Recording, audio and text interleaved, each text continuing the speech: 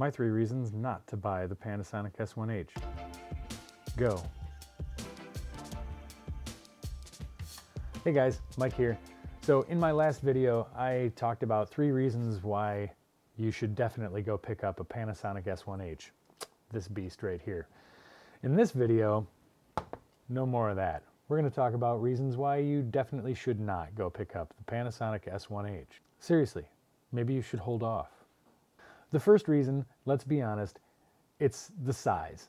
This camera is huge. I mean huge. It really feels like it's twice the size of my A7 III.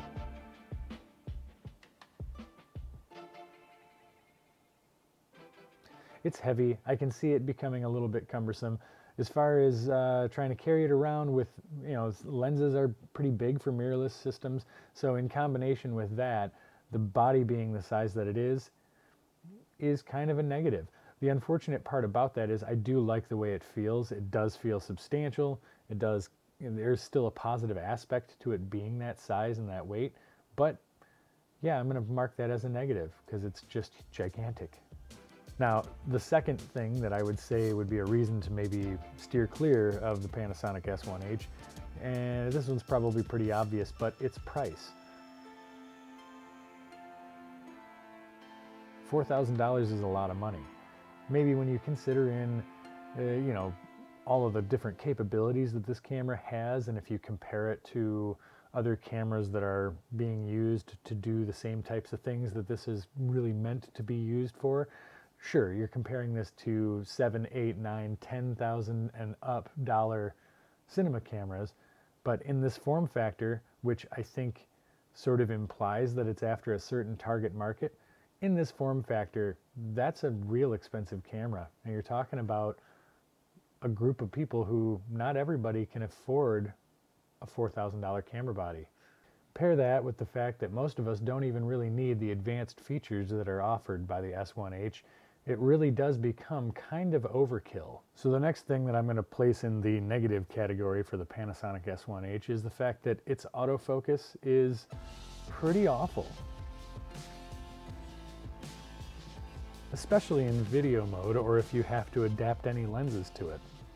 Back to the previous reason for a minute, since this camera is so expensive, when I ordered it, I only ordered the adapter for L-mount to Canon EF glass, which is really the way that I would expect to use it most of the time anyway, but the autofocus adaptability, even in the stills shooting mode, is awful.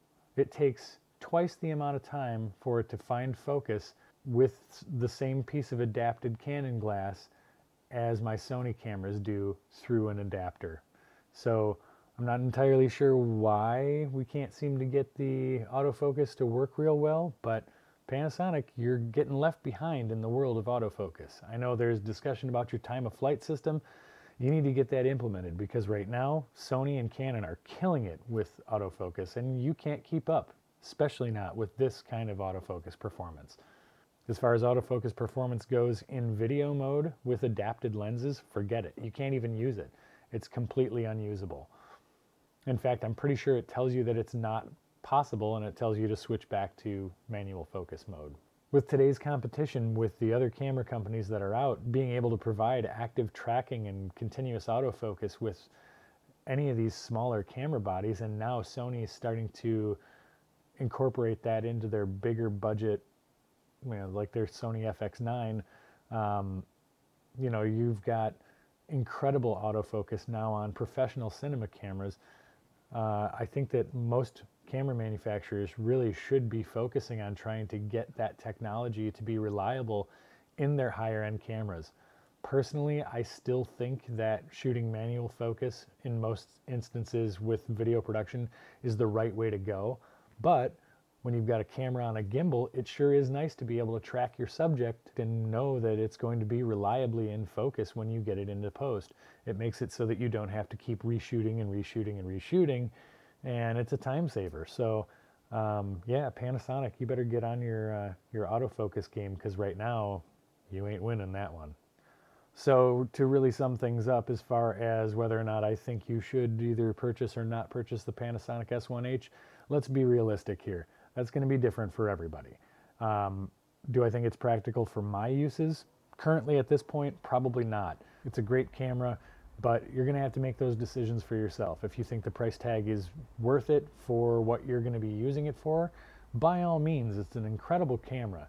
But if you're looking for something that is gonna be a true 50-50 hybrid, professional stills camera, along with it being an exceptional professional cinema camera, we're almost there. The S1H is by far the closest that I've seen, but it lacks on the stills side and it lacks on the autofocus side. And this is just once again proof that there is no perfect camera. So go out, find the right camera for you, and get as much use out of it as you possibly can. So I hope you guys enjoyed this video. If you did, please hit that thumbs up button, consider subscribing, and I will see you guys in the next one. Later.